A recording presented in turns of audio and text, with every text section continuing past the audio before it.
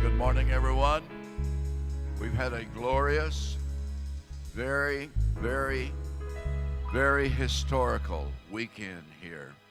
We'll tell you more about it as we go along, but let's just continue to worship the Lord as people are gathering in.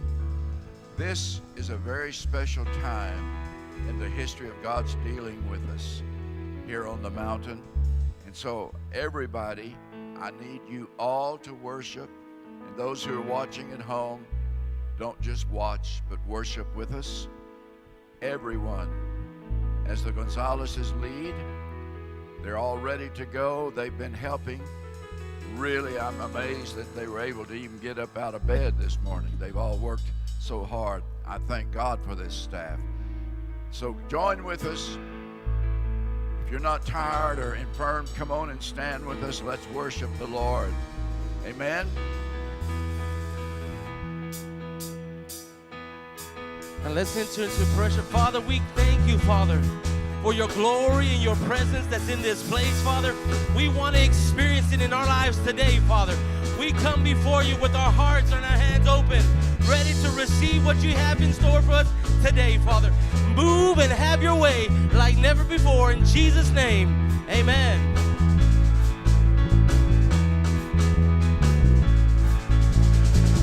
You came to set the captives free. You came to bring us liberty.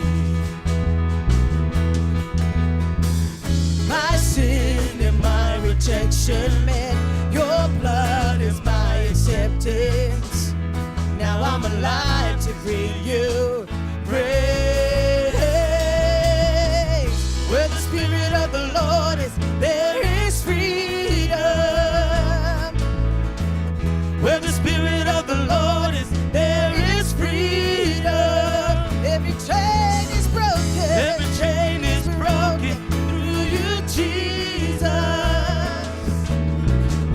Where the Spirit of the Lord is, there is freedom.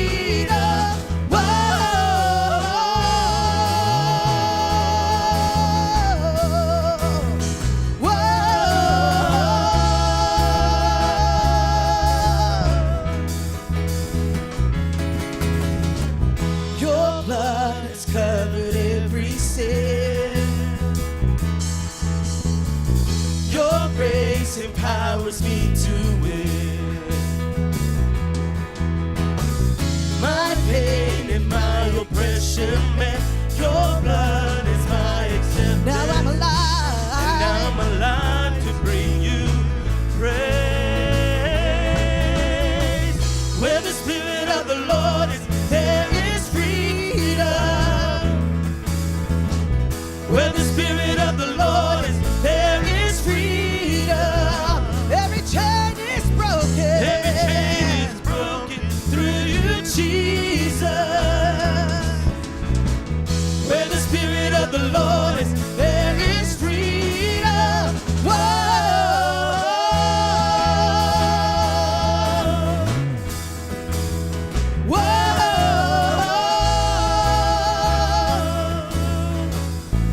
How many of you can testify to this today? I'm free, I'm free, I'm free to dance and sing. I'm free, I'm free, I'm free to shout it out. I'm free, I'm free, I'm free to dance and sing. I'm free, I'm free, I'm free to worship you. I'm gonna worship you.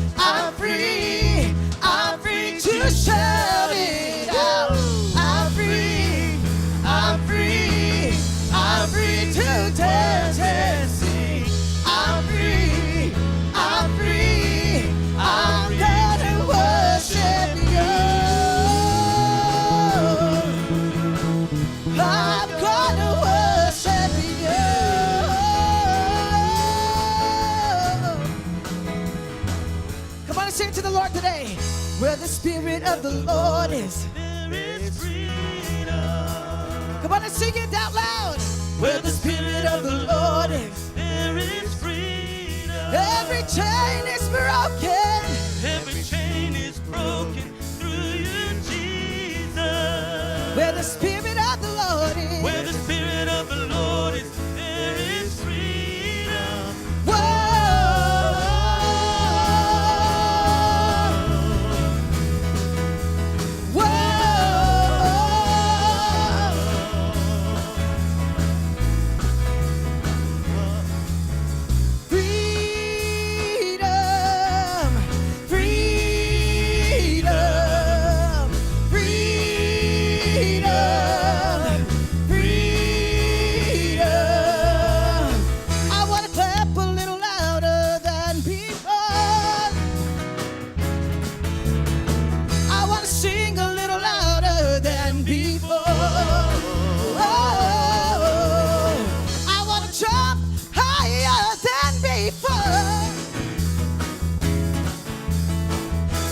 Shout louder.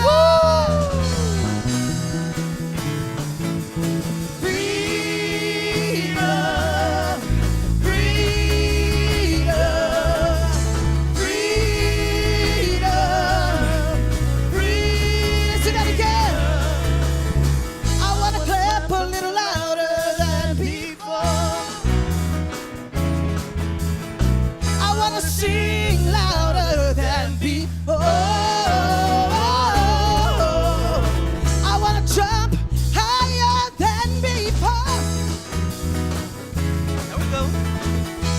Shout louder. Freedom, freedom, freedom,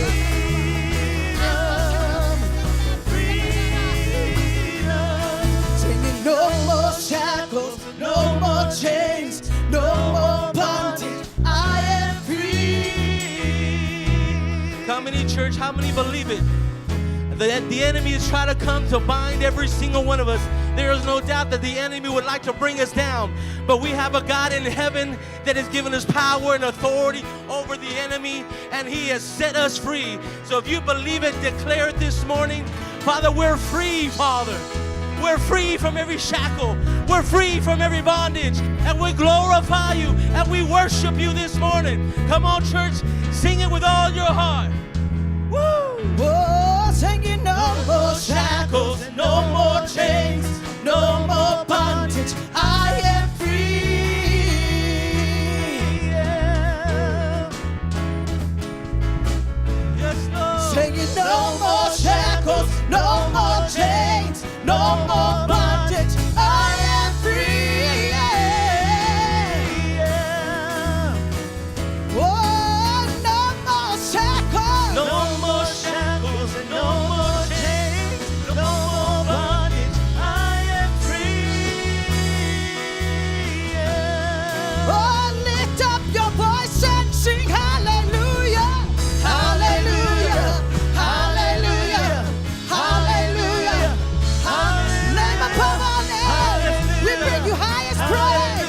We worship you, Lord. We give you glory. Hallelujah, hallelujah, hallelujah, hallelujah, hallelujah, hallelujah, hallelujah. Freedom, free. Oh, there is freedom in Jesus.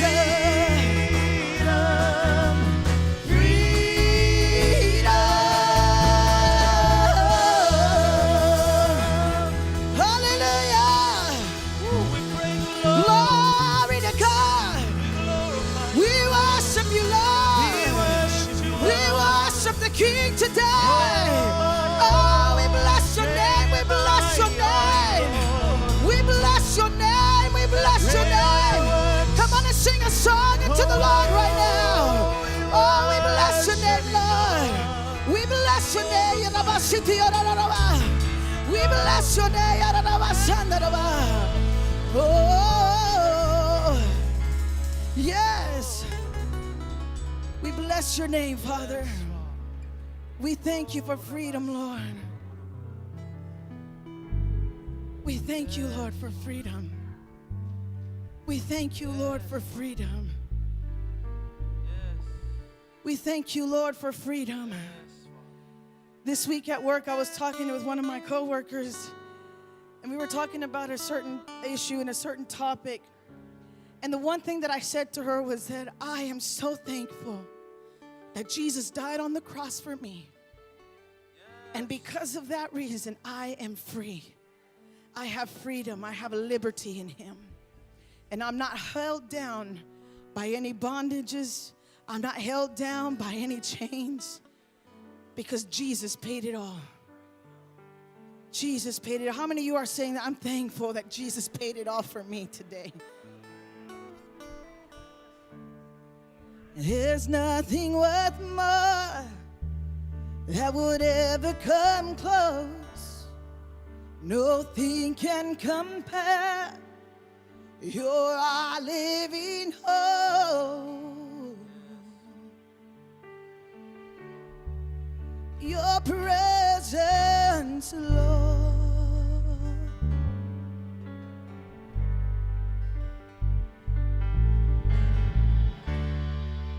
I've tasted and seen of the sweetest of loves, where my heart becomes free and my shame is undone. Yes, Lord, your presence, Lord.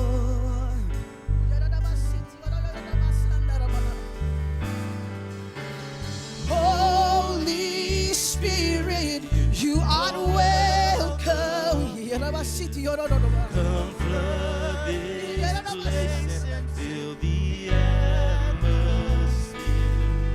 Your glory, God, is what our heart longs for, to be overcome by your presence, Lord.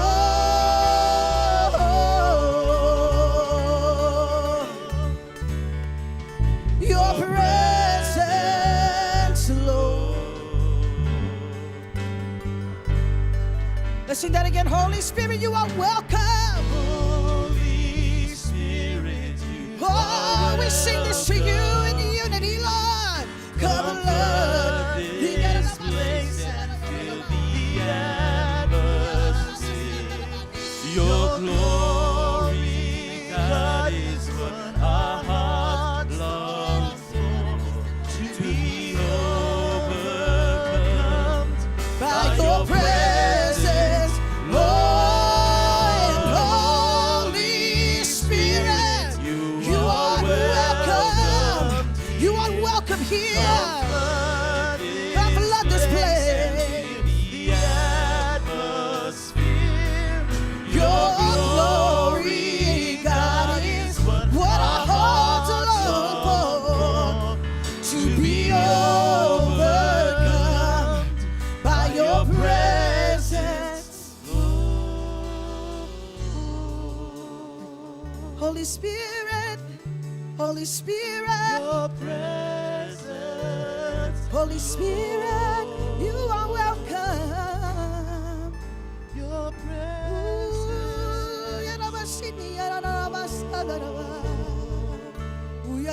your presence, Lord.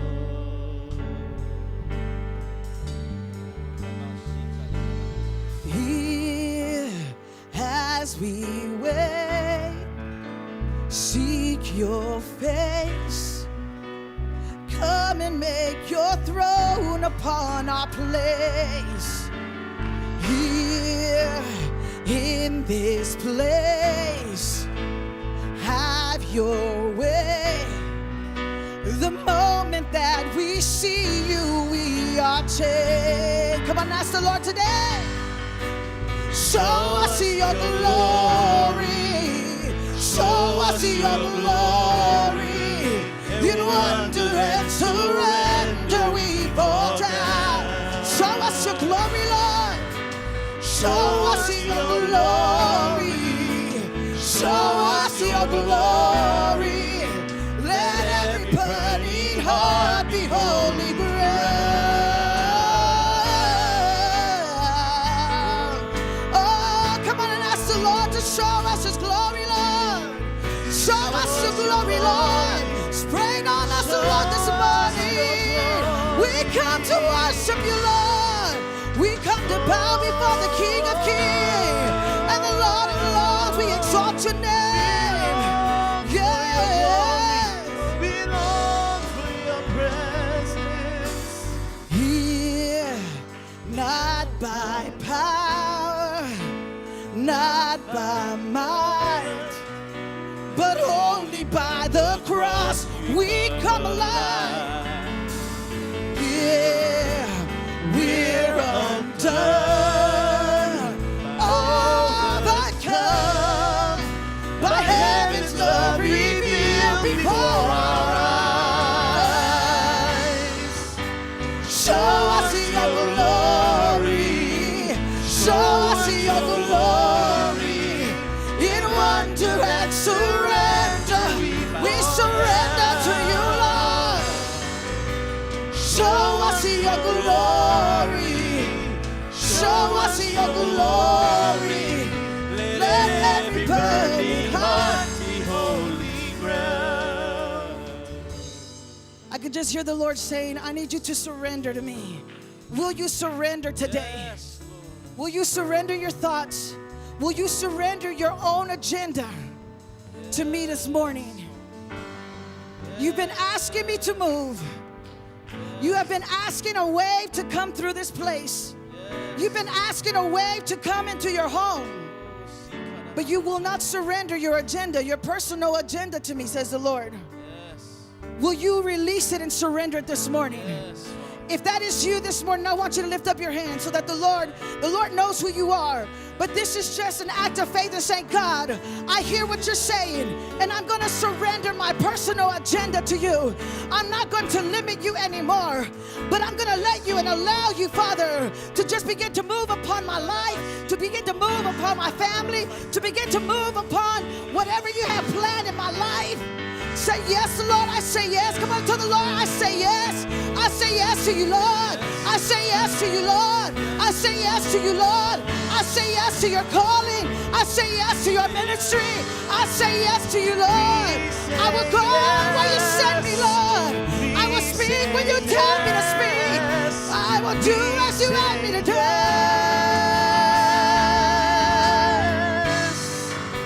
Show us your glory. Show us your glory. In wonder and surrender we fall down. Show us your glory. Show us your glory. Let every burning heart be holy ground. Chains fall, fear bound. Here right now, Jesus, you change everything. Lives healed. Oh, I'll be found here right now. Jesus, you change everything. Chains fall, fear you will bow here right now. Jesus, you change everything. Lives healed. Hope is found here right now. Jesus, you change everything. Chains fall, fear bow. Oh yes, here right now. Jesus, you change everything. Lives healed, hope found here right now. Jesus, you change everything. Ooh, Rabashiti, Oro, you can feel the presence of the Lord so strongly in this place. Oh, you change everything. And this morning, I want to tell you that if you feel like you're being contained in that pew, I love what my sister just did. I want you to come out of that pew and I want you to just come out here to worship the Lord. You just say, I can't stay in this pew. I need my room to worship Him. If that is you this morning, I want you to just take that step of faith and just come out of your seat right now. Let's do something different and radical for the Lord today. Come on and step out of your seat today. Step out of your comfort right now. Step out of your comfort right now. Jesus, you change everything. Ah, yes, Jesus, you change everything.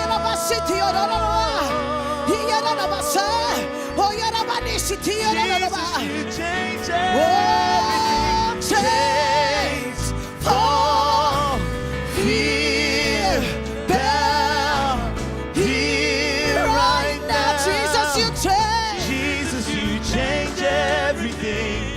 Lives Healed, hope is found here right now. Jesus, you change everything. Show us your glory. Show us your glory. In wonder and surrender we fall down. Show us your glory, Lord. Show us your glory. Show us your glory. Let every burning heart be holy ground. Show us your glory, Lord. Show us your glory. Show us your glory. Muestra tu gloria, mi burning heart. Muestra tu gloria, Señor. Show us your glory. Muestra tu gloria. Let every burning heart. Let every burning heart be holy ground. Cause Jesus, you change everything. Jesus, you change everything. Jesus, you change everything. You're doing it now, Lord. You're doing it now. Oh, Jesus, you change everything. Yes, Jesus, you change everything. You change everything, Lord. Come on and just press in right now. Just press in right now. Just press in and allow the Lord to move. Press in and allow Him to begin to change. Press in and allow revival to start within the inside of you right now. Yes, say the Lord, yes. Oh, yes, Lord, yes. Oh, I'll say yes to you, Lord. I'll say yes to you, yes. Yes. Yes. Oh, I'll say yes to you. I'll say yes to you. Yes. Come on and tell the Lord, yes. Yes. Yes. I'll say yes to you. I'll say yes to you. Yes. Yes.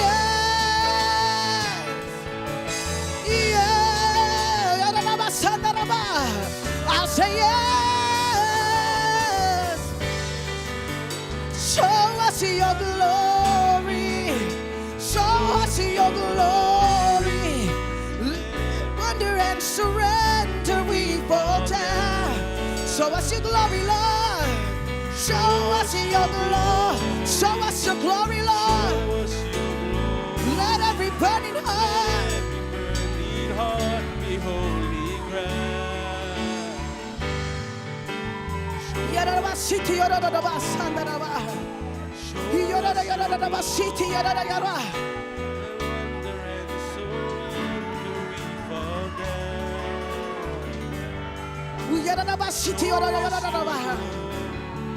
yes, Lord.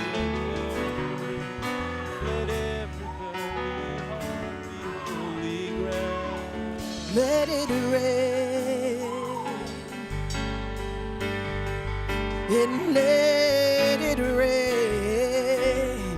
Let it rain on us, Lord. Let it rain. Oh, let it rain. Yes, thank you, Jesus. Mr. Conrad has the right idea this morning. If you desire to be filled with the Holy Ghost right now, make your way up right now. Make your way up right now.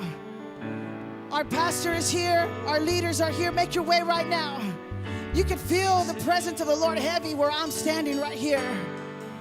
Surround yourself with fire, and you yourself will catch on fire. Come on up here right now. If that is you and you say, I just want to be filled, I want the impartation of the Holy Spirit in my life this morning, come up right now. Come on up. Don't be afraid. Yes. Jesus never disappoints. Oh, let him move upon your life. Come on, let him move upon your life. If that is you this morning, any children, any young people, come on up right now. Come on up right now. Oh, yes. Let it rain. Let it rain. Pour out your spirit, Lord. Pour out your spirit, Lord. Pour out your spirit, Lord. Pour out your spirit, Lord. Pour out your spirit, Lord. Pour out your spirit, Lord.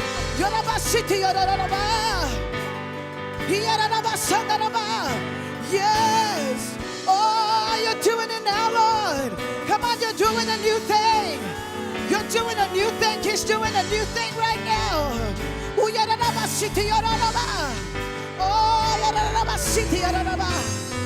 Oh, fire of the Holy Ghost. Fire of the Holy Ghost right now, right now, right now. Oh, yes. Oh, right now, right now. Oh,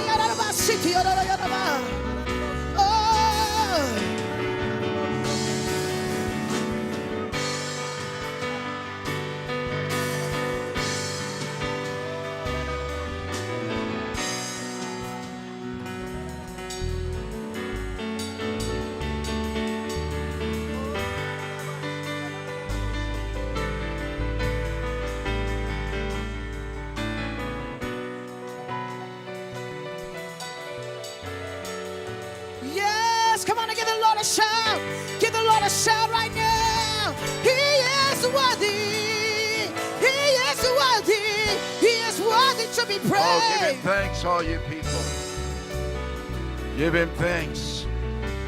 Give him thanks. Hallelujah. God is moving by his Spirit.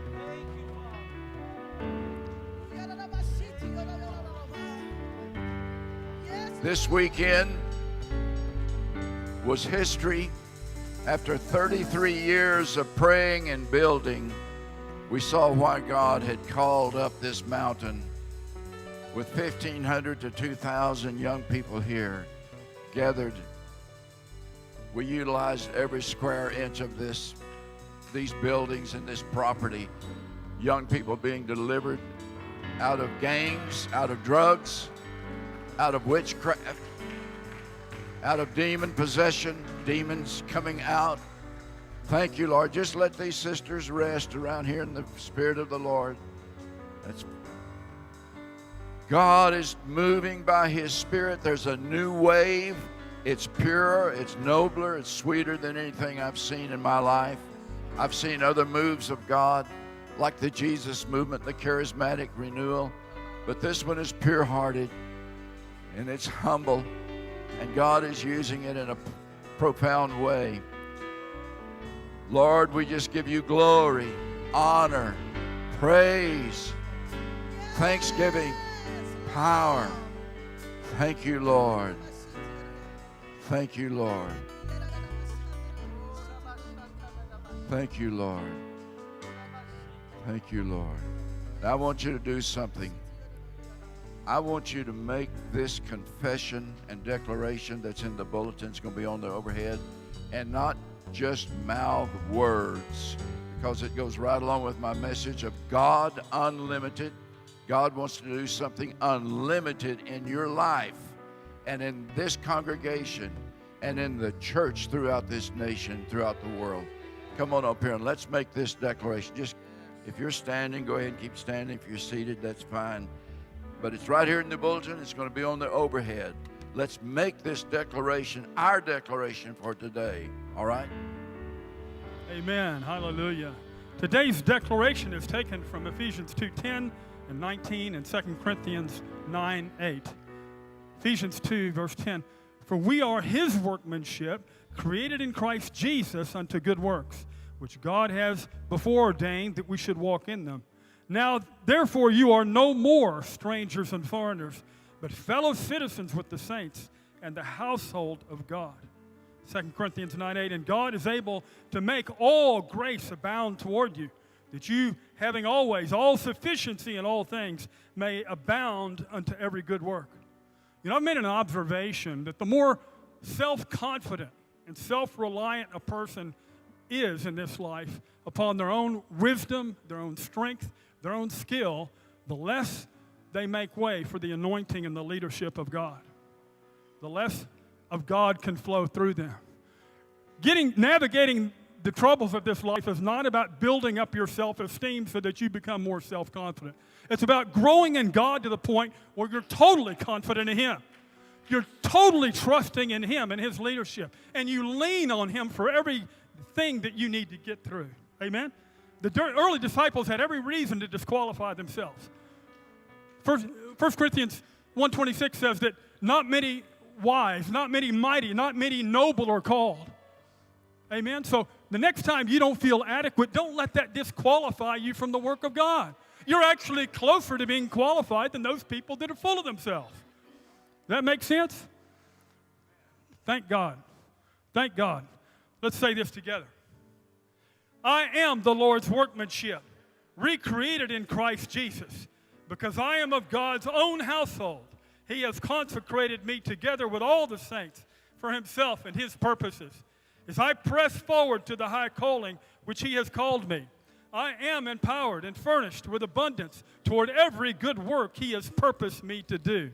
In Jesus' name. Hallelujah! Hallelujah. Hallelujah. Turn to someone and say, I'm going to experience God unlimited. Amen. Amen. Thank you, worship team. Thank you. Thank you. Let's release the children. Choir, you want to get ready to come sing as the children are being released? All right, Miss Mary, you got the children? All right, let's just speak a blessing that they would know the fullness of God. Lord, there's no junior Holy Spirit. We want our children to be filled with the fullness of God by the Holy Spirit and represent Jesus wherever they go.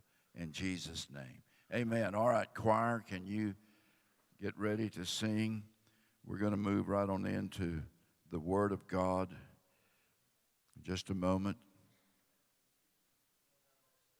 You know, Paul wrote to the Corinthians, said, you know the grace of our Lord Jesus Christ, that though He was rich, yet He became poor, that you through His poverty might be rich. Do you realize that God wants you to be rich? He doesn't necessarily want you to be a North Dallas snob, a Trophy Club snob, you know. I mean, there are a lot of good people in Trophy Club. I'm just using that as an example. But He does want you to have an abundance that you can offer back into the kingdom of God and that you can bless others. You know, we've got a brother around here that goes around giving away $100 bills to people in need. He prays over it. God, is this the one you want me to give? Well, if he runs out of $100 bills, I mean, that's the end of his ministry. But God just keeps blessing him and blessing him, blessing him, blessing him. The more he gives, the more he receives. And that's the way it is with the kingdom of God. He wants you to be blessed, folks. He wants you to be prosperous. He does not want you to be broke all the time. I've been broke, and I know what it is to be broke. And it's not a disgrace, but it's embarrassing at times. So he wants you to be blessed, okay? Blessed. Say this with me. I'm blessed by Christ Jesus. Amen. All right. If you have brought your offering and the tithe of the Lord while the choir is singing, just bring it forward. All right, Joanne? This morning, we are singing about a city that's called the New Jerusalem. And John The Apostle John wrote about it in Revelation 21. Then I saw a new heaven and a new earth, for the old heaven and the old earth had disappeared, and the sea was also gone. And I saw the holy city, the new Jerusalem, coming down from God out of heaven, like a bride beautifully dressed for her husband. I heard a loud shout from the throne saying, "Look, God's home is now among his people. He will live with them. They will be his people, and God himself will be with them. He will wipe every tear from their eyes, and there will be no more death or sorrow or crying or pain. All these things are gone forever." And the one sitting on the throne said, "Look, I am making everything new." And then he said to me, "Write this down, for what I am telling you is trustworthy and true." And he also said, "It is finished. I am the Alpha and the Omega, the beginning and the end. To all who are thirsty, I will give freely from the springs of the water of life. All who are victorious will inherit all these blessings, and I will be their God, and they will be my children." Now, come go with us to the New Jerusalem.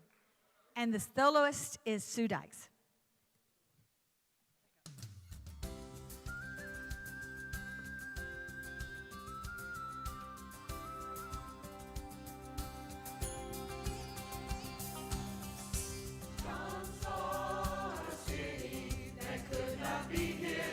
John saw a city, oh yes he did.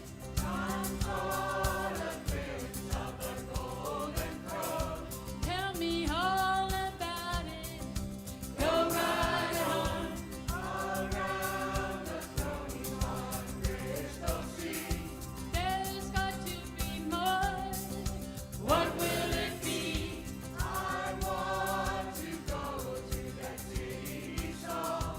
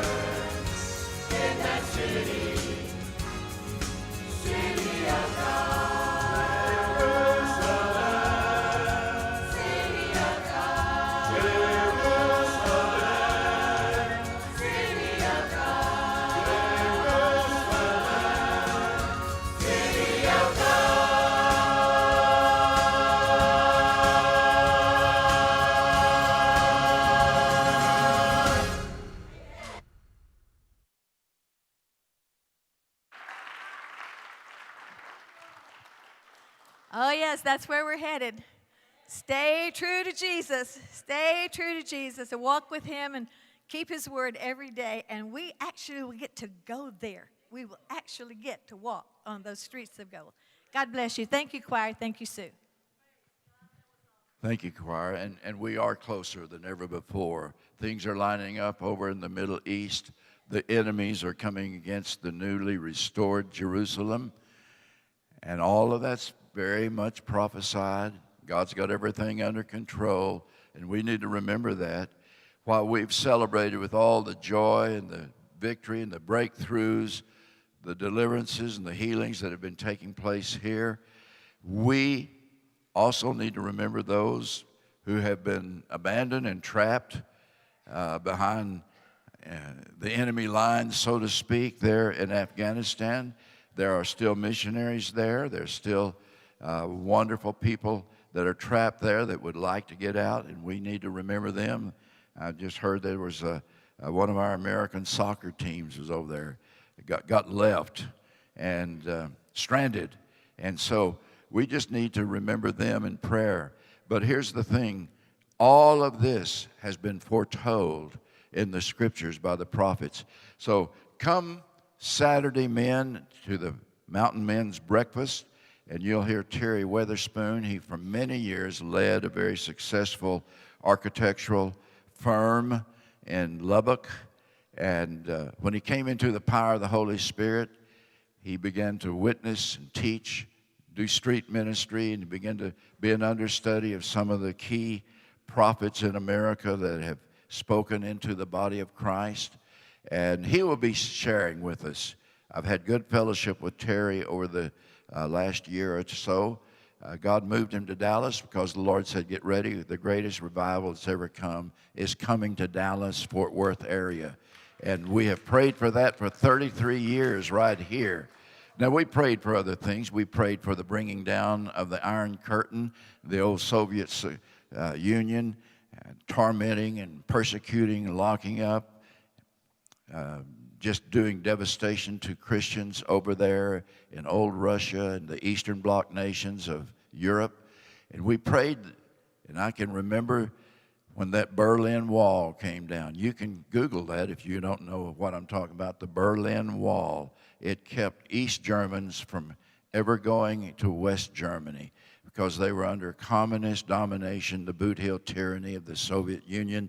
And when that wall came tumbling down with big cranes knocking down those cement blocks, I can remember there was a Youth with a Mission team there singing in German, "This is the day the Lord has made. We will rejoice and be glad in it." So let's always remember our people out on the front lines and remember them, because you who are intercessors, you're helping tear down the walls of division. And the church, the Lord is bringing it together as one. But it's going to look a little bit different from what we have seen in the past traditions. So I want to share some things with you in just a moment, but I want to catch you up on what has happened here. For 33 years, we have prayed, God, use this mountain. And we have felt sometimes urgency to get something done, and others would wonder, well, why do you feel urgent about it? Just like we have felt to open up all that land on the other side of the Summit Fellowship Hall and put a road back there that goes up there by the big white cross that's illuminated at night. Well, why do we need that, Pastor? Well, we had cars parked all back in there. We had people praying for each other all back in there, picnicking back there when they took a lunch break. And we have utilized all of these 100 acres. Saturday, there were people all over the grounds praying for each other. There were people riding mountain bikes, of course, but there were people just everywhere. There's a hunger in our nation for the reality of God. And I want to talk to you in just the next few minutes. I'm going to show you some pictures. In fact, let's put these pictures on the overhead. And Sandra, would you come up here to the platform and get ready to share? Because there's a backstory behind these. I want to thank our staff. We've got a wonderful staff here. And they just worked and worked and worked and worked. If any of them have not shown up this morning, it's because they're dead. You know. Okay. I mean, we worked, and thank God for good staff. And Sam and Aaron helped organize this gathering. And we'll be doing this now every month, once a month. And people came down from Detroit, from Chicago, from Fort Wayne, Indiana, from Albuquerque, New Mexico, El Paso, San Antonio, Austin, Houston, and Orlando, Florida, from Baton Rouge. These were names of people that I'd met yesterday as we prayed for them. All right, this is a line of people waiting to be baptized over in Patriot Pavilion. 500 people. These are new converts. They had been in gangs. They had, the man who spoke last night used to do cage fighting. Tough guy. I mean, a real fighter. He spoke last night. A well-known actress spoke, Catherine Crick. She has been in several recent movies. She's full of the Holy Ghost. I wondered why she was so articulate and so dynamic without putting on a show. There wasn't any showmanship. That's what I liked about it, because I came out of the Jesus movement. My ministry was born in the Jesus movement, the charismatic movement, and I appreciated there was none of this religious pretense. And I just appreciated that so much. I grew up around people that were hungry for God, and yet at the same time I saw mixture. There was so much acting, an evangelist will have a certain style, and we had to learn that the strength of our style had nothing to do with the anointing of God. I mean, you can go through all the congestions you want to, but unless God shows up, it's not going to happen, And so this is the line. It's 5 across. 5 across. They were clear out the back of the pavilion by the fireplace. And let's go to the next slide. I'll show it to you. All right, this is a different view. You can see in the distance those blue swimming pools. Those were the baptismal fonts, the swimming pools there. And they were baptizing them in the name of the Father, Son, and the Holy Ghost, by the grace of Jesus Christ. And people were getting free. They had come up out of the water, free from drugs, free from tormenting demons, and praising the Lord, speaking in tongues. There they are.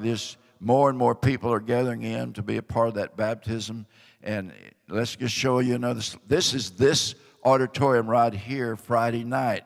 And if you will look along the window side over there, and on both sides and in back, it was standing room only and standing room only in the vestibule. And I'm very thankful that the Dallas fire chief didn't come by.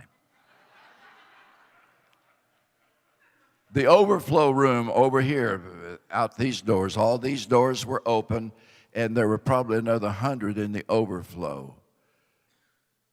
Now, you see why I'm thankful for our staff. They stayed busy. There are no chairs in the summit now for that purpose. That the chairs took up too much room. It was standing room only, and there are about 500 or 600. And as you can see the fireplace of the Summit Fellowship Hall. This is last night. The crowd declined a little bit as some of the people took a flight and went on home. But they'd been here all day, from early in the morning to late at night. This is the Summit building from the front, people worshiping and praising the Lord. Is there another slide? Oh, yeah, okay. This is Nelson Alvarez. He's praying.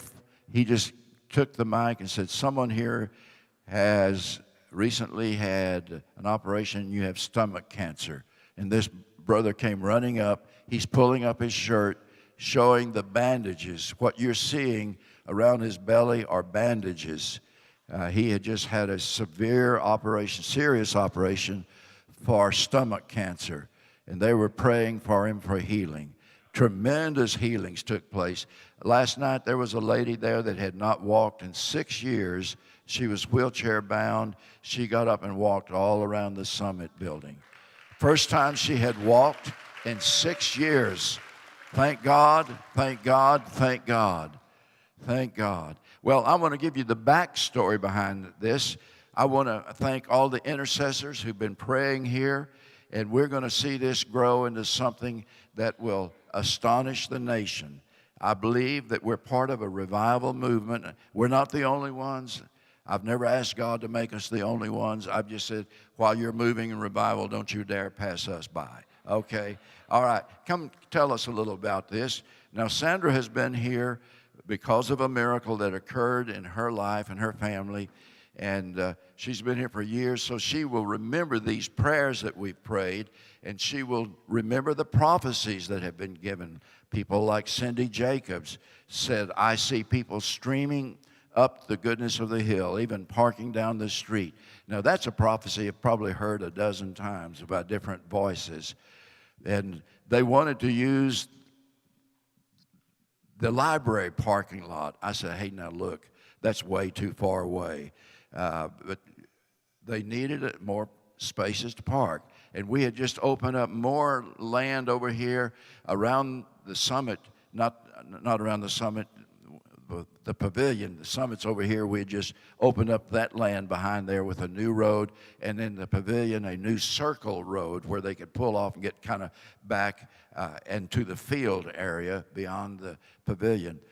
And we had just done that when this came. Now I want to let her tell you just a little bit about the backstory. Yes, Pastor wanted me to share just a quick testimony. My husband and I and my daughter Viviana came here about 19 years ago, almost 20. When we came to this mountain, we were lost, the lowest point of our life. My daughter had cancer. We didn't know truth. We didn't have salvation. We didn't grow up in the church, but we were devastated, and we came to this mountain. Everything changed for us. It didn't happen in one night, but the Lord moved in big and mighty ways in our life. We received salvation, number one. We received truth, and we started to just grow in the Lord. Not only did we receive salvation, but my daughter Viviana got healed. And yes, not only did the Lord heal Viviana, but he just really moved, the Holy Spirit moved in her. I was praying for healing, but when she became a teenager, she just really fell in love with the Lord. And before you know it, she's on mission trips, CF&I, just on fire for the Lord. So I just thank God for that. The other thing he did is he saved our marriage. My husband and I got married very young. We didn't know the Lord, and we were fighting like cats and dogs the entire time. So he saved our marriage. He healed Viviana, and then he blessed us with 2 other children, Emma and Michael. I didn't even think I could have any more children after Viviana. But then he blessed us with 2 other children, and let me fast forward a little bit. So we were saved, but both of our families, we didn't grow up in church, so we wanted our family to know the Lord, and it seemed like it was taking a long time. But slowly, but surely, one by one started coming to the Lord. So I'm going to focus on one, and that's my dear nephew, Mario. I remember bringing Mario to this mountain when he was little, taking him to Royal Rangers, and he was fighting with everyone. He was, they were talking about gambling, and he raised his hand and he said, my dad gambles. He was telling on the family and fighting with everyone. Everyone loves Mario. He's very funny, a big heart. He just loves deeply. So, when he became a teenager, there was just a lot of junk there and not knowing the Lord. His mom and dad had divorced, and, all the junk that comes with it. So he needed healing, and before you know it, he's bound by drug addiction. He's bound by drug addiction. It was not good. The family's praying for him. He did come to the Lord, receive salvation, but he was just bound by drugs. His mom is here, Zoe. Zoe received salvation as well. This mama here did not give up. She kept claiming victory in Jesus' name for her son. My nephew Mario was lost for weeks, for the weekend. We didn't know if he was dead, where he was. But the Lord saved him, the Lord delivered him, the Lord healed him. Now he's out in the streets preaching. He's ministering, evangelizing everywhere he goes. He did not only receive salvation, but he had a radical transformation, just radical for Jesus. So, and this happened not too long ago. So then he started calling me every time to share testimonies. So one time he was calling me. I didn't answer the phone. I'm busy. I'm at work. But he texted me with exclamation points, "Call me now." I thought, wow, it must be an emergency. And he tells me, "Tia, the Lord showed me a vision. He showed me the ministries that were here this weekend. He showed me those ministries on the mountain with thousands of people there." And I'm just listening. He said, and I called my friend Rich in Florida. He said, "Mario, actually Nelson Alvarez is going to have that ministry in Dallas, and they're looking for a venue." So he connects with Nelson Alvarez, and Nelson Alvarez says, "I'm actually walking out the door now to look for a place. I've never heard of Prayer Mountain."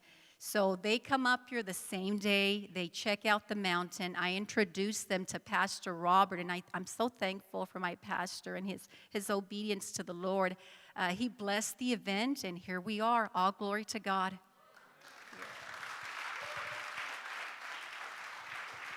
All right, thank you, Sandra.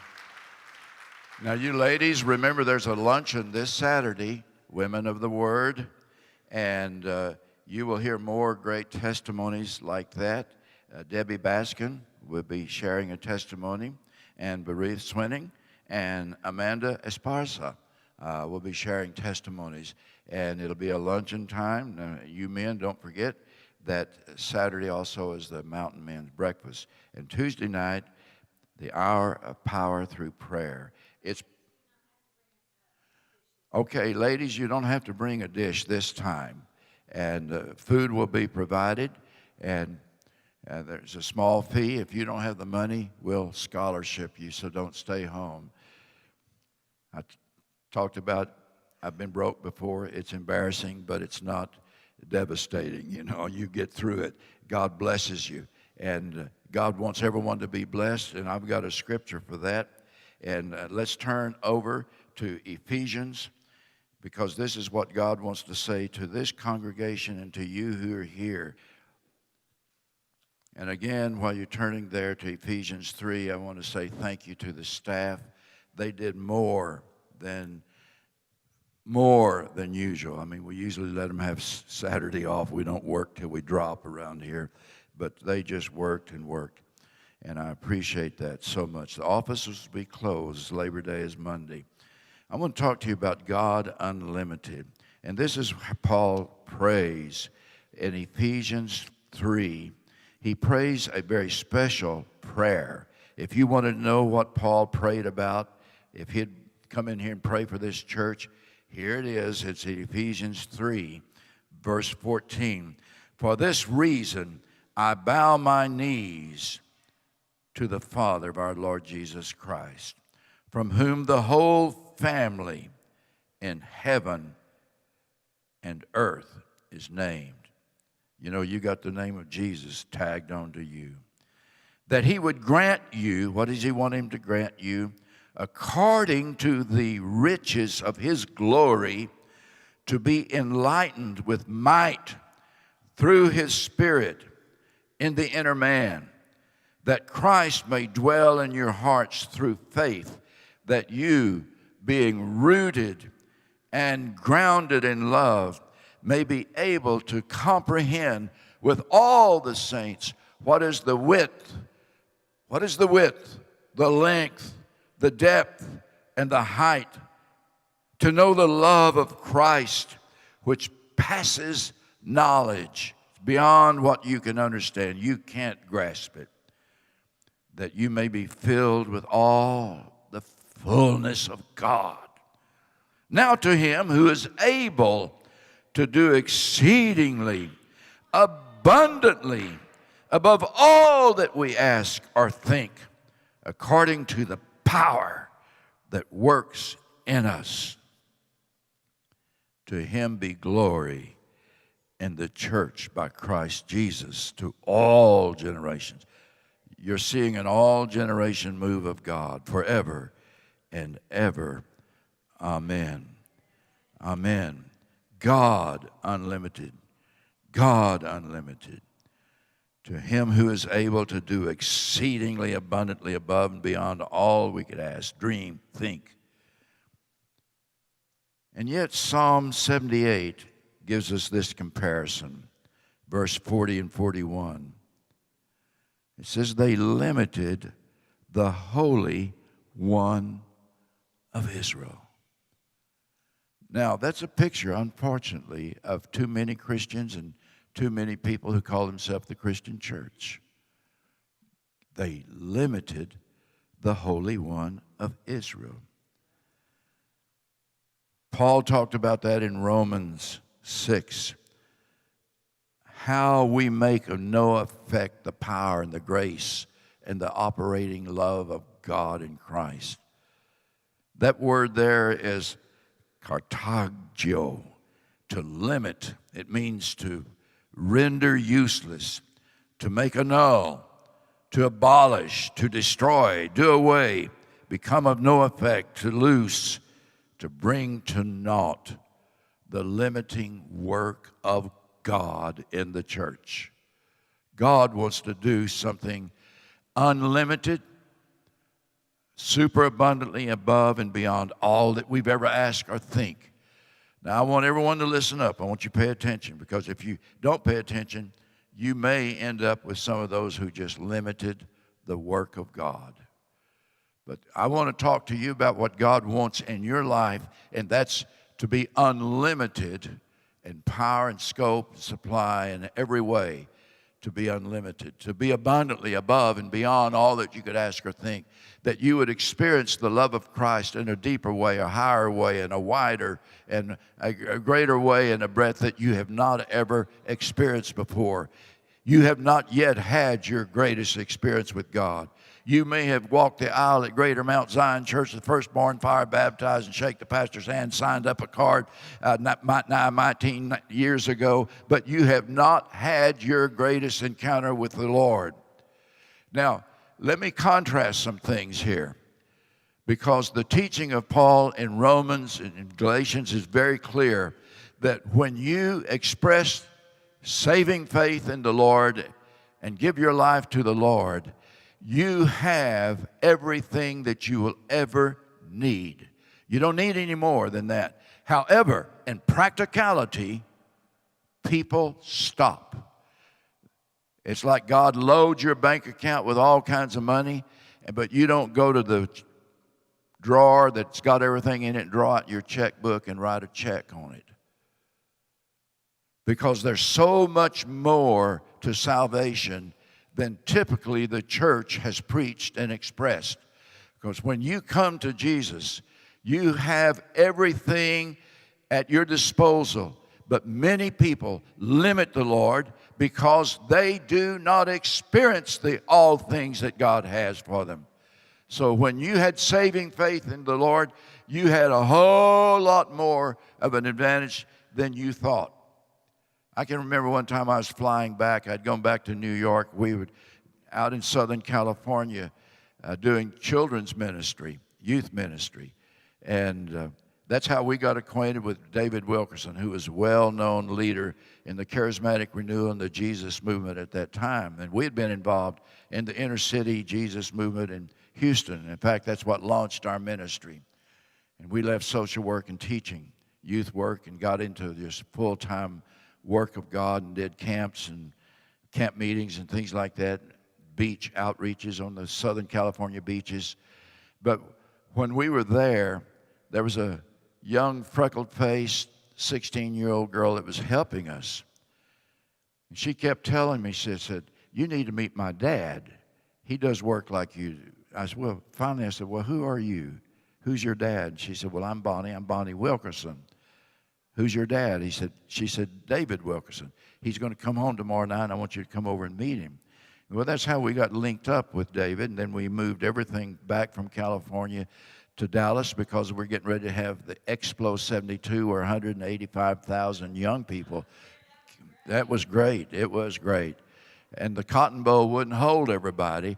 So some of the leaders like Billy Graham and Bill Bright and David Wilkerson and the Navigators leaders and such as that, they went to, and in fact, we even had a helpful mayor, the mayor of Dallas at that time, went to Texas Department of Transportation, said, can you help us? Right beside, just within a few blocks of the fairgrounds, there was the new Houston Freeway being built, a great, big, giant 8-lane overpass. But it wasn't yet open. They said, well, we'll open it up for you all and let you have a standing room only meeting on that overpass. And we had that great meeting there. But how did we get there? Sometimes it's the mystery. We need to let God just lead, and we need to repent of limiting God. But this word, kartagio, means to limit the Holy One of Israel. When God wants you to know Him unlimited, Holy Spirit power. I mean, He wants to baptize you in the Holy Ghost.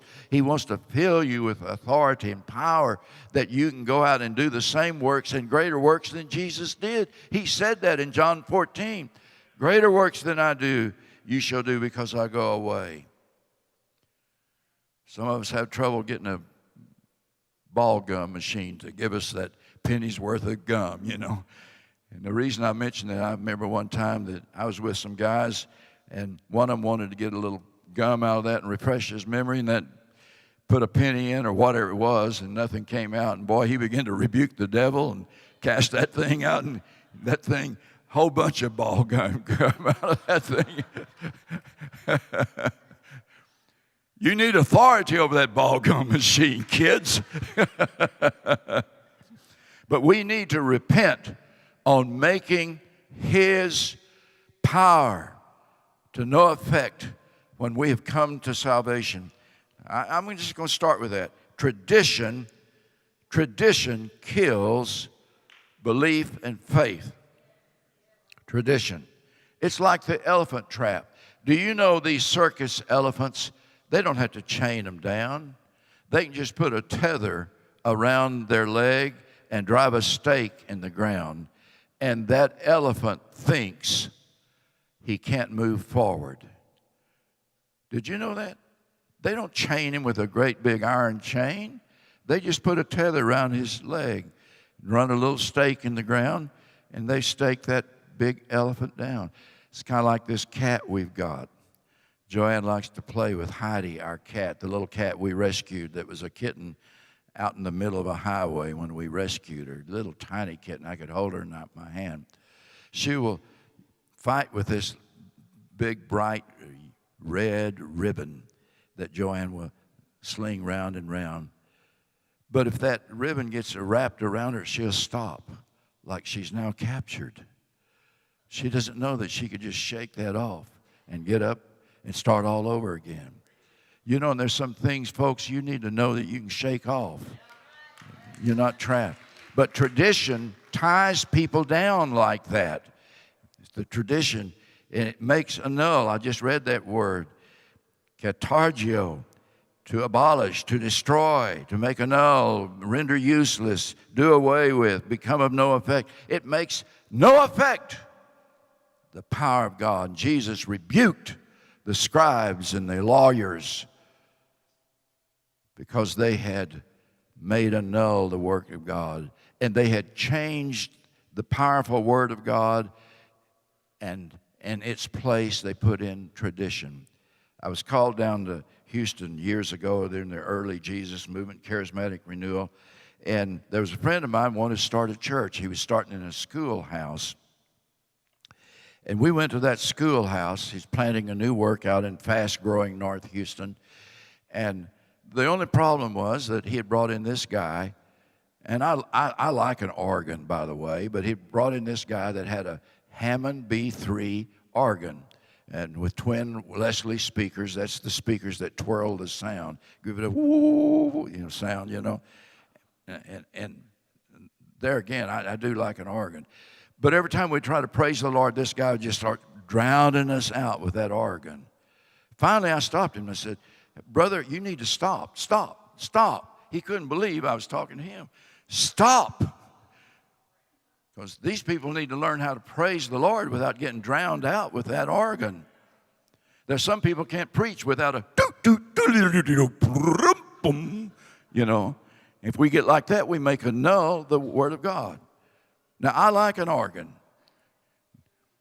If I could get Dr. Paul to come up here and get an organ and do, I could preach a little bit, but I don't want to make null the Word of God through stylistic things that become traditions.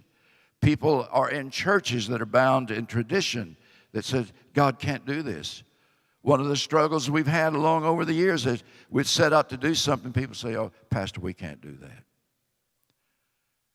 And it's like the elephant tethered to a little old stake over there. No, sir. With God, all things are possible. We're not going to do something dumb or stupid. We're not going to go beyond what God has told us to do. We're going to hear from God, and I thank God for all the prophetic brothers and sisters that speak into the life of this congregation. Our presbytery are people of God, seasoned people of God. And when God tells us to do something, we can do it. We can do it. But tradition makes it a no. Lord, we repent right now. Let's just all bow our heads and repent. Lord, we repent of allowing tradition to be set up, traditions of unbelief that are set up to limit the Holy One of Israel. We repent. We repent. Lord, if any of us believe that we're so much better, we repent of that. We're not going to grieve the Holy Spirit. That's the second thing I want you to share with me. I want you to think. I want your attention for a few minutes. Grieving the Holy Spirit. You know what will grieve the Holy Spirit? Paul brings it out in Hebrews 4. That's the 4th chapter. I just had read from the 3rd chapter. In the 4th chapter, he talks about the Lord ascending on high in great victory and giving gifts to the church, apostles, prophets, evangelists, pastors, and teachers, giving gifts to bring the church into full maturity, into the full stature of Christ. And then in verse 30, he says, do not grieve the Holy Spirit of God, by whom you were sealed for the day of redemption. Let all bitterness, wrath, anger, clamor, evil speaking be put away from you with all malice. And be kind to one another, tender-hearted, forgiving one another, even as God in Christ forgave you. Has God in Christ forgiven you? Be quick to forgive others. Well, do I have to forgive somebody who cheated me? Yeah. Not for their sake, but for your sake. Because he'll be sleeping at night, and you'll be awake, bitter, thinking about that guy that cheated you. If you've lived long enough in life, I bet you've been cheated. I bet you've been blindsided. I bet you've been taken advantage of. I bet there are people who thought that you're so stupid, they won't even know how I'm taking advantage of you. You know what? It's more than we got to forgive. We get to forgive them. Because I don't want to carry that stuff around. I want it flaked off. I don't want it. I don't want it to attach itself to me. It'll become a demonic stronghold. And we'll have to have deliverance. We get to have deliverance. Had a lot of that yesterday. There were young people who had been taken advantage of. There must have been hundreds of young ladies that I could just by discernment tell they grew up where they were abused and taken advantage of. Mama's brother that came to Dallas looking for a job wanted to sleep with that girl or some, I could just discern by the Holy Spirit. We do have discernment to see them get free, to see them get liberty like we were singing a moment ago with the worship team. Freedom, free at last. When I met Joanne, I had a dog. I've always had dogs. Sometime I've been overdogged. I've had overdogged. One time I had 3 of those show dogs. We call them show dogs because they just show up out here at the gate. And I had this dog named Laddie. And I'd had an old great big giant cur dog. It looked like a committee had designed him, that everyone on the committee got to offer what he wanted in a dog, And he just looked like every dog, a little bit of every dog and not a lot of each. But I'd gone all the way through school, and he died in my senior year in school. When I started college, I'd missed having a dog, and so I went to the dog pound, Harris County Dog Pound there in Houston. And there was a dog that jumped up on the gate. All the rest of them just kind of looked at me, but this one jumped up on that cage that he's in, and he looked at me with one of those "take me home, I'll be your dog" looks. So I bailed him out, paid his bail, took him home. We lived on about 3 acres out in Channelview at the time, had a pond on the property, kind of out in the country. And I brought him in and shut the gate, and I let him out, and that dog ran around that fence, the whole perimeter, all around that 3 acres. Ran around once, ran around twice. Started around the 3rd time. I thought, I've adopted a crazy dog here. But he was so glad to be free. If you could ask him in dog talk, he'd say, this is what it's like to be free. And that was old Laddie. I love that old dog. But we can grieve the Holy Spirit with unforgiveness. I want you to do this. I want you to bow your heads with me and say, Father, in Jesus' name, I forgive those who have wronged me, taken advantage of me, abused me. I forgive those who have cheated me, who surprised me, and blindsided me. In Jesus' name, I repent of harboring bitterness and unforgiveness. I repent for being disappointed in others and harboring unforgiveness because they did not do what I thought they were supposed to do. In Jesus' name. Let's get it out of our system. You know what, folks? You can even get hurt in church. I know people who've gotten hurt in church. A lot of people. In fact, the thing about church, it's like a hospital. You can find sick people in a hospital. If you say, I ain't going to the hospital because they got sick people over there, well, that's your decision. But in church, you got hurting people, and they hurt people. Hurting people hurt other people. People who've been hurt will hurt others until they get free and delivered from it, and then they'll start acting like Jesus. They'll go hug somebody else who's hurting. Amen? Amen. They make a no and add in the place the tradition of men. They grieve the Holy Spirit. Hebrews said they grieved the Lord in the wilderness. Many of them never entered into the promised land that God had promised to give them through the patriarchs because they grieved the Holy One of Israel. I don't want to grieve him. Another problem is pride and self-exaltation.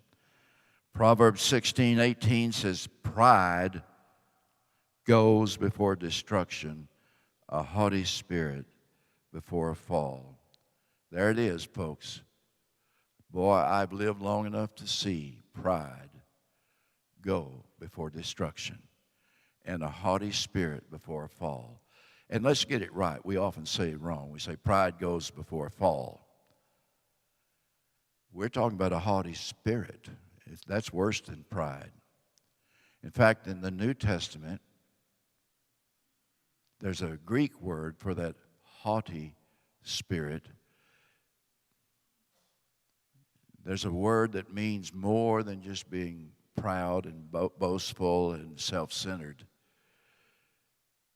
And I've seen that, and I've even seen it in believers, people who believe that they're blood bought. And yet, that spirit gets in them. And you know what? You need deliverance from that spirit. Thank God we have deliverance. That's one of the blessings that we get when we, by saving faith, come to the Lord. He will deliver you. But you need to appropriate that deliverance. Haughty spirit. Haughty. Rhymes with naughty. That was one of my mother's favorite correcting words. Don't be naughty, Robert. Word we don't even use anymore, naughty. It means nothingness, worthlessness. Okay? Pride goes before destruction. Aesop told the story of the pond and the waterfowl and the frogs. If you don't know who Aesop was, get one of those little books. You can find it in any bookstore. The tales, the parables of an old blind Greek slave, intellectual, Aesop. He told the story of the frog who was jealous of these waterfowl that could fly over the pond and go aloft. And he really wanted to go aloft. One day he told his story to a large bird that was there in the pond, probably a big blue heron or something like that. And that bird said, well, look, let's call him a goose, okay? It was a goose. He told the goose that story, and the goose said, well, hey, I can fix that. I tell you what, I'll get my buddy, and we'll get a stick, and we'll hold it in our mouth, hold it with our tendons, and you grab on with your mouth. And we'll take you up. You got a big mouth. Frogs have big mouth, you know. Big mouth, frog, you know. And he said, you just grab hold and we'll take you aloft. The frog thought, well, that's a great idea. So he grabbed hold of the stick, and there's a bird on each side. They holding it with their tendons, and they begin to circle around over that pond, and now they begin to go higher and higher, flap their wings, and they begin to ascend. Man, it was exhilarating. It was just exhilarating. They went higher and higher and higher and higher. And that frog looked down at all those little creatures there in the pond and all his old buddies there along the shoreline. And he thought, man, I'm a hot shot. I am really hot. I mean, they've never seen what. They've never experienced what I've experienced. They have no idea how much wiser I am than they are. And so he thought, you know what I'm going to do? I'm going to holler at them. And he said, you fools down below, splat. A haughty spirit before destruction. Religious spirit that often shows up as legalism, but sometimes it's just plain old witchcraft and Jezebel spirit. One time I was preaching a camp, one of the state parks up in eastern Oklahoma, and I needed to catch a plane because I was going to speak before full gospel businessmen in another city, and then I was going to come back. I was going to fly out of the airport there at Fayetteville, and I needed a ride. And so there was an older nurse, the camp nurse said, you know, I'll take you. She was a good lady, but she was very, very religious. I mean, with the, you know, all the kind of the religious trappings that go with a religious person. You know, glory, you know, and all that. There's a certain amount of it. It's okay if you want to say glory here. I'm not condemning that. But I don't want you to think that the religiosity of your spirit is a substitute for the Holy Ghost moving through you. Anyway, so she's a nice lady. She's camp nurse. You're a nurse, you've got to be nice. And so she took me over to Fayetteville. And on the way over there, she began to tell me a story. She said, this was years ago when Pat Boone was first filled with the Holy Spirit. If you don't know who Pat Boone was, you can Google him. He was a famous singer and actress, had several top-selling songs over the years, recordings and such as that. On a day like today, we pass the time away, writing love letters in the sand. Oh, sing it, Dalton. You can sing that one. Anyway, Pat Boone had been filled with Spirit and he was charging full blast for the Lord. So they brought him to Fayetteville, Springdale, Bentonville, full gospel businessman, and he got a big auditorium, had him to speak. And this nurse said, while he was speaking, she said, I just couldn't help it. God told me to shout out in tongues. She said, I began to speak in tongues as loud as I could. And everybody got quiet. And finally, a couple of the ushers came and asked me to leave. Do you think they were right? I said, yes, they were right. She said, but God told me. Well, that was kind of giveaway. Anytime God tells you. That's not an excuse for being out of order. There is an order for tongues. And Paul deals with that in 1 Corinthians 12 and 1 Corinthians 14. There's a divine order, and there is a place for tongues. There's a place for a public tongue, but it needs to have an interpretation. If it doesn't have an interpretation and you can't interpret it, then leave it alone. But if you give a message in tongues, wait for an interpretation. And if you don't get it, just set it aside and ponder it. But she said, God told me to do that. Do you think that God told me? I said, no, let me point out something. I said, you definitely heard a voice, but there are many voices in the world. And if you're under spiritual authority, you can go test a word. They can't be God for you, but they can test with you the righteous use of a word that you've been given. One time I was having to make a very tough, very difficult decision. I felt like a referee that had to make a call on the mayor's son who was quarterback of the home team football, and they're down on the 10-yard line and trying to drive in for the winning touchdown. There are 37 seconds left to play, and I have to make a call on him because he was too slow on the snap of the ball, and I have to make the call delay of the game. And everybody's going to boo me and run me out of town. But I had to make the call nonetheless, so I went to Des Evans, my pastor, the great old Welshman who pastored me till he went home to glory. And everybody needs a pastor.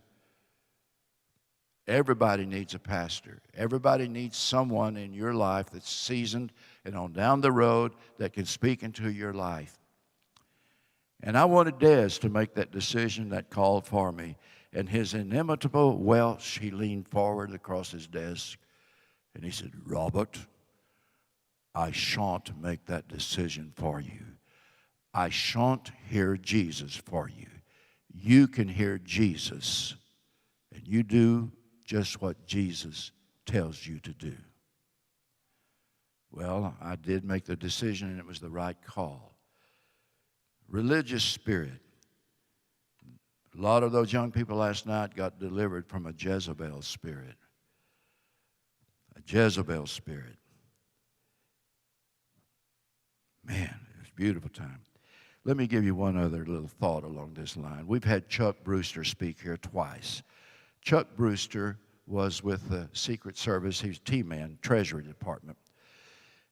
And when things were slow, they put him on the counterfeit division. But a lot of times he was defending a president of the United States. He defended 4 presidents of the United States.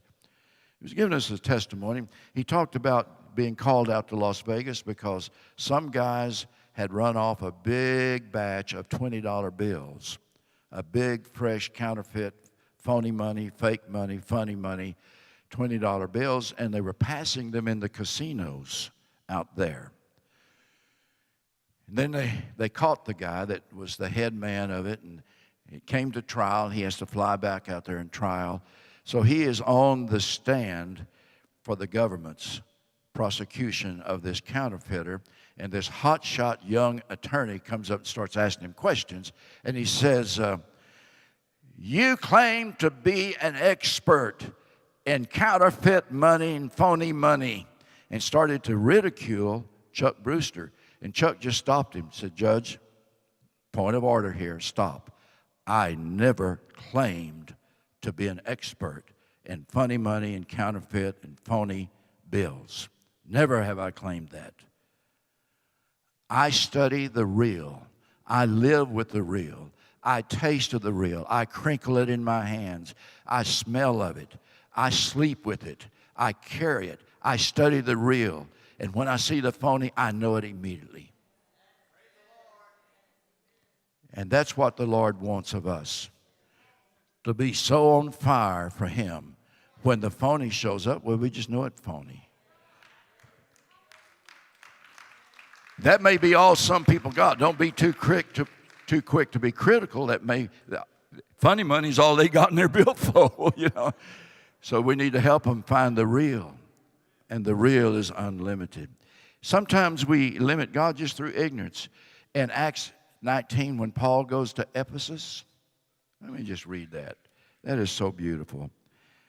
It happened, this is Luke writing by the Holy Spirit, while Apollos was at Corinth, that Paul, having passed through the upper regions, came to Ephesus, and finding some disciples, he said to them, "Did you receive the Holy Spirit when you believed?" So they said to him, "We've not so much as heard whether there is a Holy Spirit." And he said to them, "Into what then were you baptized?" They said, "Into John's baptism." John's baptism was repent and believe on the Messiah. Then Paul said, "John indeed baptized with the baptism of repentance, saying to the people that they should believe on him who would come after him, that is, on Christ Jesus." When they heard this, they were baptized in the name of the Lord Jesus. And when Paul had laid hands on them, the Holy Spirit came upon them. They spoke with tongues and prophesied. There you have it. They didn't even know. You can be in some churches and never hear a teaching on the Holy Spirit's power and outpouring. We had a brother with us yesterday, was just amazed. He's been part of a traditional church.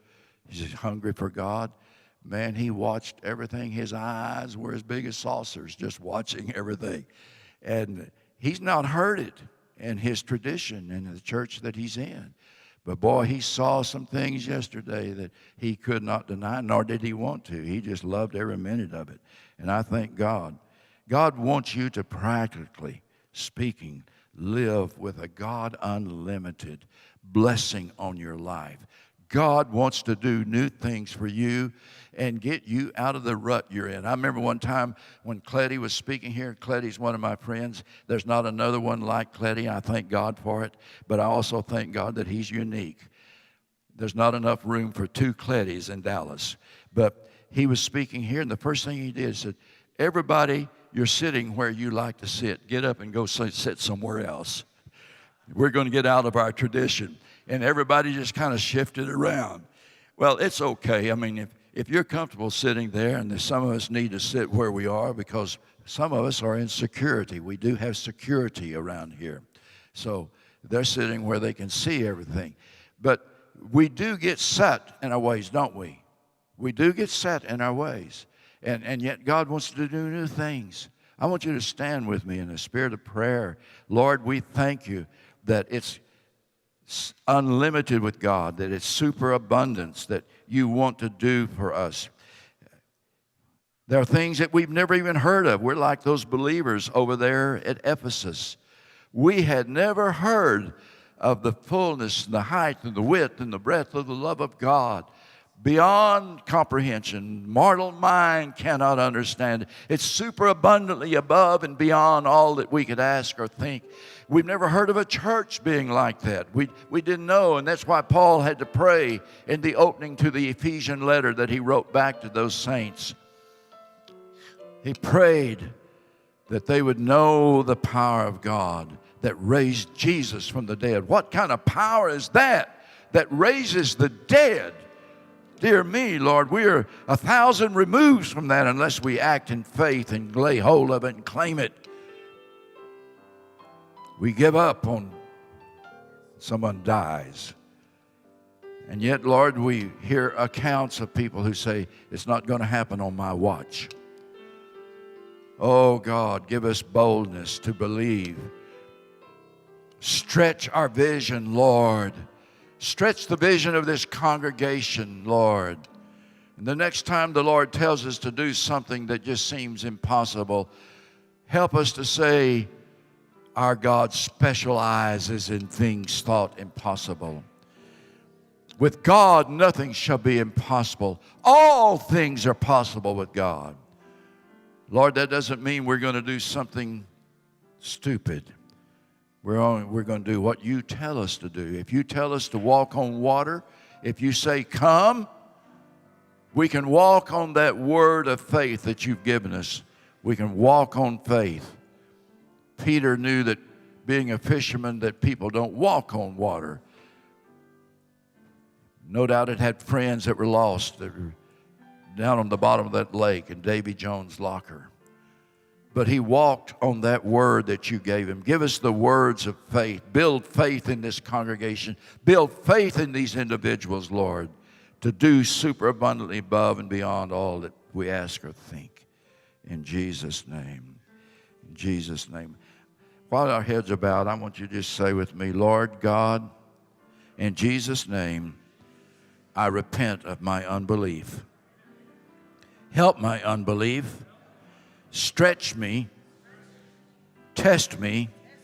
I'm going to believe for more. I'm going to believe for that lost child in a way that I've never believed. I'm going to believe for those who are around me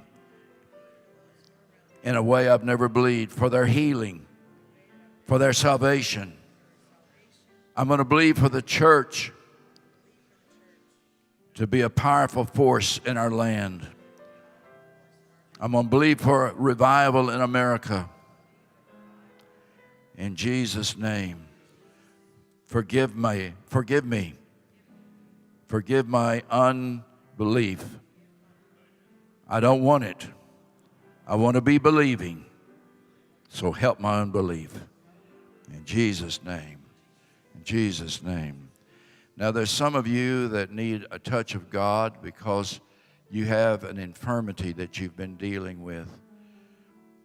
I sense that some of you are here because of pain that when you walked in that door, you felt a certain pain. God wants you to walk out of here without that pain. If you can believe, all things are possible. So if you believe that, I want you to come up here, and I want some of our prayer team to gather around you. We got the oil here. We're going to anoint you. We're going to do what the Scripture says, and we're going to get rid of that pain. Just raise your hand right now to the Lord. Say, I believe. I believe. I believe. Okay. All right. Thank you, Lord. Staff, you come on up here to help us too. Mm-hmm. Thank you, Lord. Thank you, Lord. All things are possible. Only believe. We're going to anoint you with oil, and the word says the prayer of righteous people availeth much, and the prayer of faith will save the sick. That's in James. Prayer of faith will save the sick. Jerry, come help us, would you, please? Only believe. Only believe. All things are possible. Only believe. Only believe. Only believe. All things are possible. Only believe. Now say it to the Lord. Lord, I believe. Lord, I believe. All things are possible. Lord, I believe. Oh, Lord, I believe. Lord, I believe. All things are possible. Lord, I believe. If there's anyone here that doesn't know the Lord as King and Savior, maybe you've even drifted away from Him, I want you to come forward and make a fresh confession to the Lord. Lord, I want you to be my strength in my life, my help, my deliverer, my salvation. Come on up here. Come on up here and join these people who are being prayed for. All things are possible. I don't want you to leave here in pain. I don't think the Holy Spirit wants to leave here in pain. Amen. Thank you, Lord. Come, Holy Thank you, Lord. Spirit, we need you. Oh, yes. Come, Yes, sweet Spirit, I Oh, Stovall, Lord. Touch pray. them. Visit that home. Visit that Come bedside. in your That hospital strength bed, and Lord. your Touch Bobby. power. Oh, Lord. Right now for Bobby Stovall. We believe that you'll make him everyone whole. Thank you for Bobby. Thank you for his testimony. Thank you for his stand, oh Lord.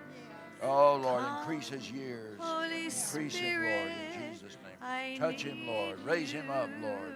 We believe where as many as 2 or 3 are gathered Sweet together. Spirit, I pray.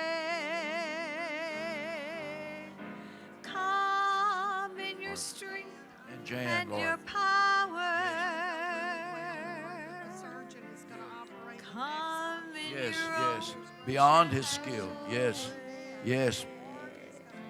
Yes, Lord. Thank you, Come, Lord. Holy Spirit, we need Yes, Lord. you. In Jesus' name. What was it with Jan? Come, sweet Spirit, I pray. Come in your strength and your power. Come in your own gentle way. I need you. Oh, I need you. Every hour I need you. Oh, bless me Yeah, it was both of them. I now, do recall that. my Savior. Oh, I Lord. come Oh, Lord, touch that couple. to Loving couple, Lord. Precious couple. Oh, God. I need Precious you. Years of Oh, serving. I need you. Raise them up. Let it be miracles. Every hour Amen. I need Need you. thee. Oh, bless me now, my Savior. I come to you.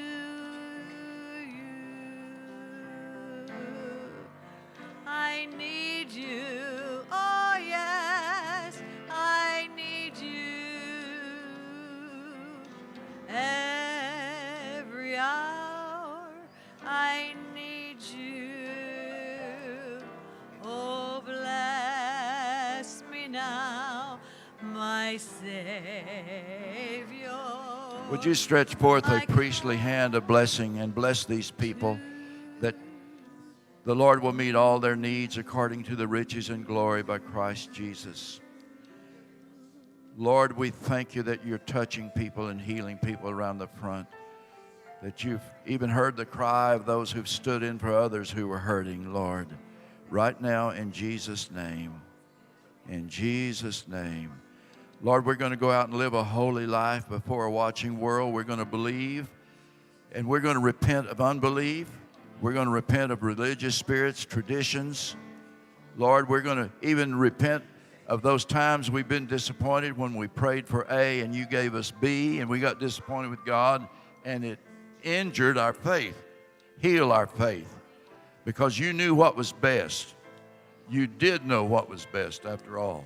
We were praying for A, but you gave us B, because you can only give us what is best. You can't give us what is second best. So, Lord, we repent of that in Jesus' name. Amen. Has everybody repented? We're going to be a repenting bunch around here. We're going to believe. Amen. Go out and live a holy life before a watching world. We thank God. I know you're going to have a little bit of a holiday tomorrow, and we'll be closed, but go out and live a holy life. If you're gathering with family as we are, away from the crowd, be a blessing in your family, okay? God bless you.